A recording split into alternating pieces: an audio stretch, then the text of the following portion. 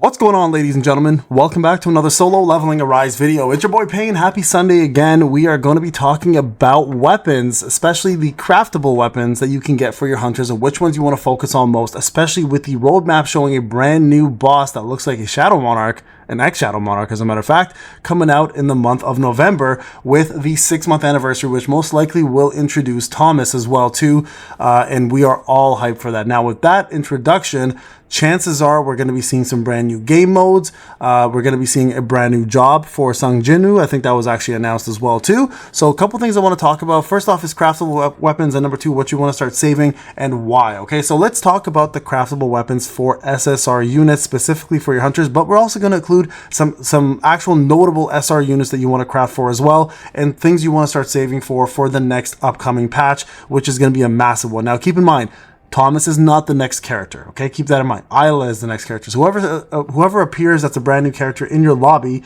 in this case, everybody's probably seen her at this point, big jugs, dark looking, etc. Isla will be the next unit. Also keep in mind, we're going to have a Halloween special coming up as well too as a brand new event. So Isla will most likely get a Halloween costume along with the introduction of a new event to celebrate Halloween. So those are the major things happening in the month of October. That will be the last update in October, and then we'll move on to November. Now I'm super excited to see what happens after Isla, because I'm most likely going to be seeing a Hawaii wearing shirt, shorts wearing Thomas here, kicking around after her, I'm hoping, and that will now be the introduction of the 6-month anniversary events as well too after Halloween is over. We will have to wait a little bit, obviously almost about a month for it to happen, but we'll get there eventually, and it's super psyched. So with that being said, as mentioned, Sung Jinwoo will eventually have a new job. Now, I'm not sure if a new skill will be introduced or a brand new ultimate. We haven't had a new ultimate in quite some time, so I can totally see them actually changing up and putting a brand new ultimate in place instead of a brand new skill, because we've had quite a few new skills introduced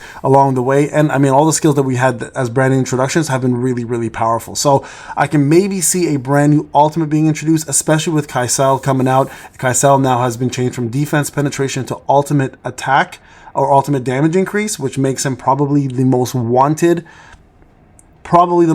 shadow on the list now, and if that's the case, this would be a perfect time to introduce a brand new job plus a brand new ultimate along with it. Now with that being said, before we go into the craftables, what do you want to start saving? Well, in case a brand new blessing does come out, you might want to start saving all of your blessing powders as well as some of your ruin fragments in order to start getting yourself an opportunity to get a new skill, just in case it's not an ultimate and it's a new skill. This is a great thing to save, as well as your blessing powders as well too. This is again the free-to-play account. I can kind of show you guys where I'm at for blessings. Here's a couple of my legendary blessings that I've got. Man, a lot of survivals.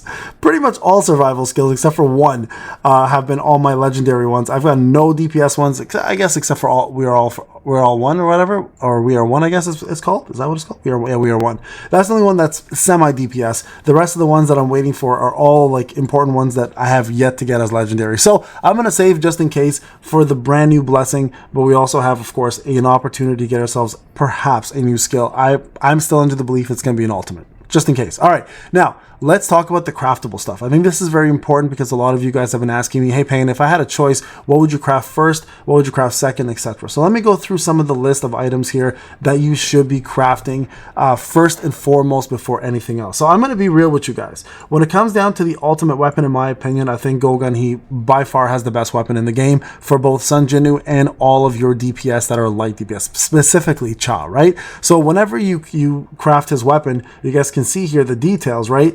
If you maximize this right here, you're going to see that he, number one, will increase his own defense by 12%, but more importantly, whenever he does fighting spirit or heavy attack fighting spirit, which he does very often, he will increase all light damage dealt to the target. So it's a debuff on the target for 15 seconds, increasing all light damage by 12%. Now this applies all light units, all light skills by Sung Jinwoo, all light weapons by Sung Jinwoo. So this is, to me, the ultimate debuffing DPS weapon in the game by far. And not to mention, it also boosts Gogun He's attack power drastically, right? So, and it makes Cha honestly the best DPS in the game when this applies. So this would be my number one go-to for sure when it comes down to the first craftable weapon. Now, in tandem with that, there are 3 other weapons I would really highly consider going first. Now, it all depends on your DPS and what you plan to do. So the first one we're going to talk about is going to be Mirai, because to be honest, this is one of the best weapons in the game, period, when it comes down to a hunter.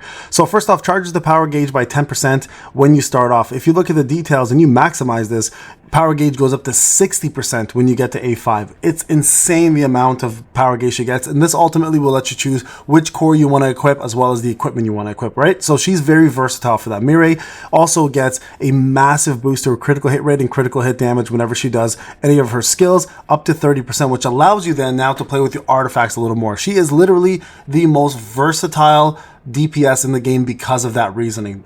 Not only can you avoid putting massive amounts of crit rate on your artifacts, now you can replace it with damage increase and attack and boost her attack insanely, which makes her the hardest hitter in the game. But you could also play around with your crit damage and also focus on other things as well too, again, such as damage increase, attack, etc. Right? So this weapon here is a blessing when it comes down to a character, and highly should be considered one of the best weapons in the game for SSRs. And if you plan to use her as your main DPS, especially for WOBL Baron, she is going to be the #1 choice over Gun He. So even though I love Gun He's more, I feel like this weapon here, if you are using Mireille and she's your main, should be considered the #1. Now, there's a second one, of course, in place here, and that is going to be Cha.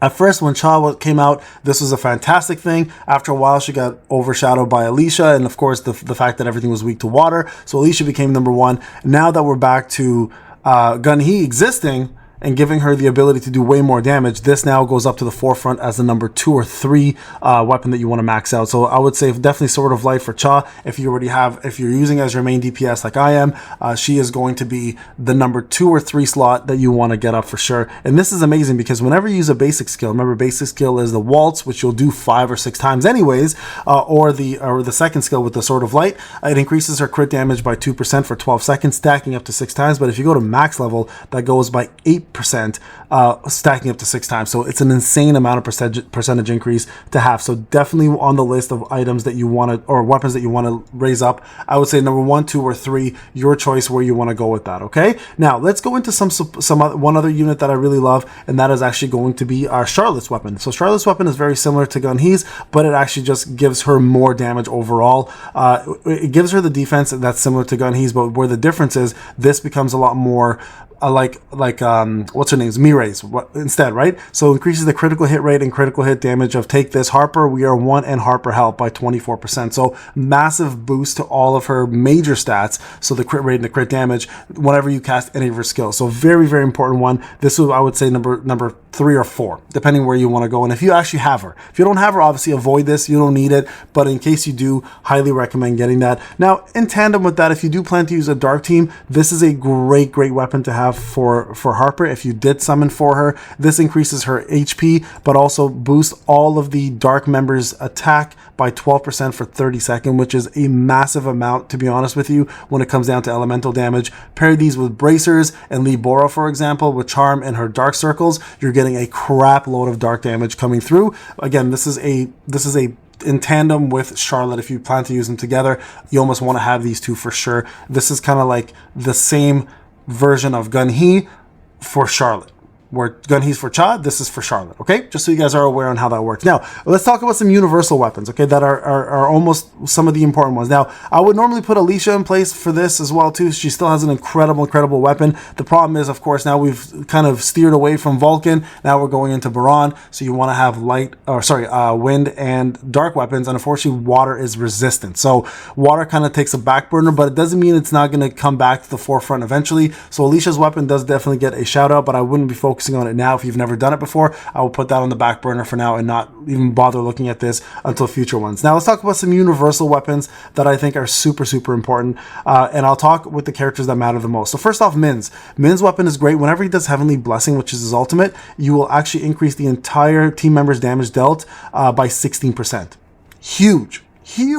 That's a massive boost to all attack for 16 seconds, and it's 16%. Also boosting his HP, of course, giving him a little bit more healing / firepower, which he doesn't really have any, so that part doesn't matter. But that damage dealt increase is massive. So if you are planning to use Min a lot, he's great with this weapon. Lee Boro is actually a little bit better in my opinion, so I put her first. Now, whenever she does her charm effect, the damage taken by critical hits and critical damage is increased by 10% for 10 seconds on the opponent. So it's a great debuff.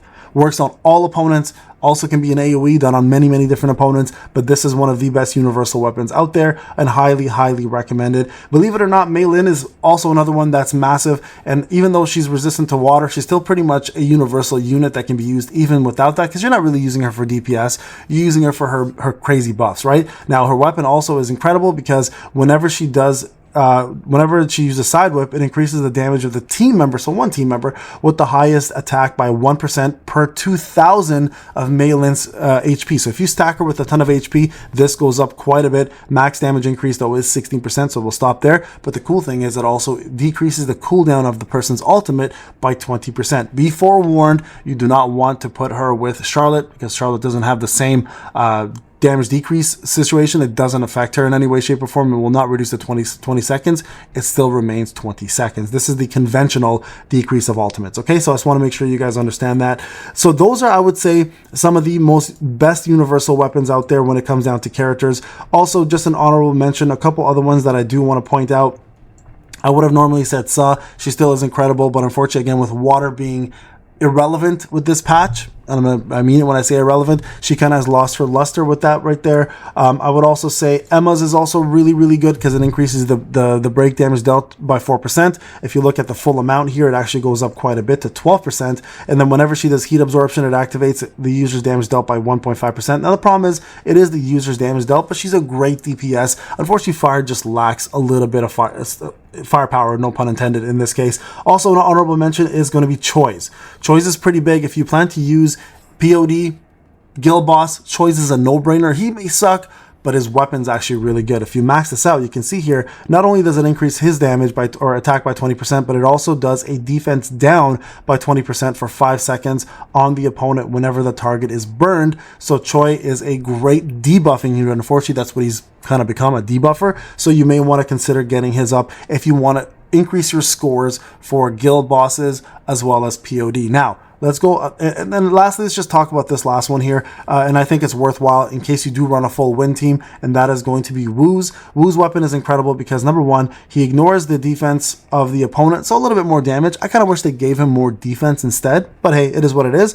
When mediation of power is used, he increases damage dealt to the target by 20% for 5 seconds, stacking up to 3 times, and when the opponent enters the break state, all team members' win damage increased by 12%, which is insane when it comes down to Mireille and boosting her damage. So having him with Mireille is a great place, especially in a situation like POD where the dragon's head comes down. Everybody gets that boost, and you are doing insane amount of damage on the opponent. So definitely worthwhile getting up. Never thought I'd ever say this, but Wu is one of the best support weapons in the game. And those, I think, are the most honorable mentions out there. I do want to talk about some of the SRs real quick because there are some out there that you definitely should consider if you are planning to use SR still. So for example, the best one in the game currently, in my opinion, is Lonely Wanderer, and that's Anna. That increases her attack, but also if you look at the maximum version here, it does exactly what Choi's does, with a little bit less obviously, but it decreases the target's defense by 10% for 5 seconds when Poison Shower is used. So if you don't want to use Choi and use up your SSR tickets,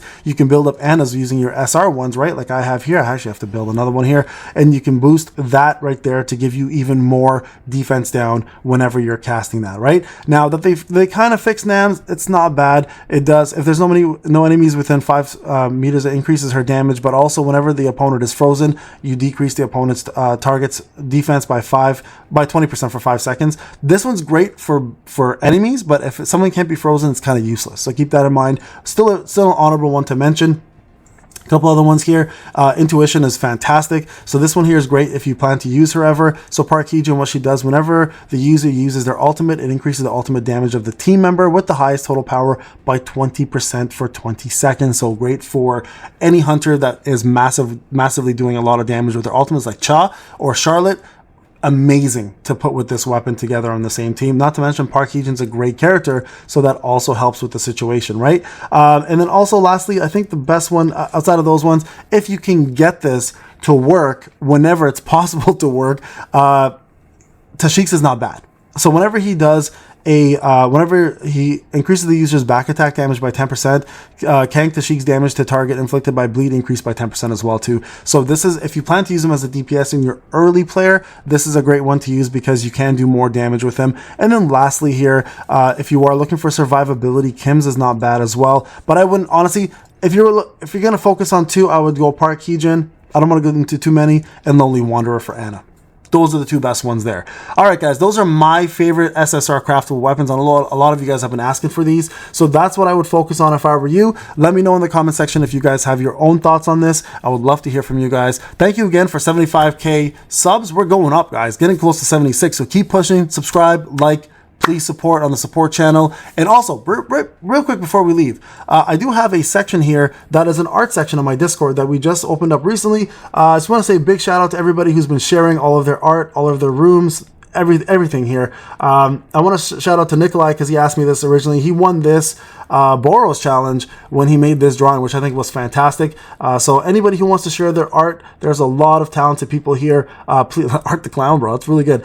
We got a lot of cool drawings, guys, a lot of good art, a lot of AI art. If you are someone who likes to draw and share, please do so. I saw this at a convention and I tried to buy this Vegeta. It's a life-size Vegeta and they wouldn't sell it to me. I got so freaking mad. So you guys can see quite a bit of this going on here. So very, very talented community. I love you guys. Thank you so much for sharing all of this. And remember, we also have the Halloween event going on, which you guys can participate in and get yourself a limited role in our Discord. Thank you so much, guys. Remember, every Discord or every video has the Discord in it in the description. Feel free to join and jump on to the community. Thank you so much again. See you guys in the next video. Take care.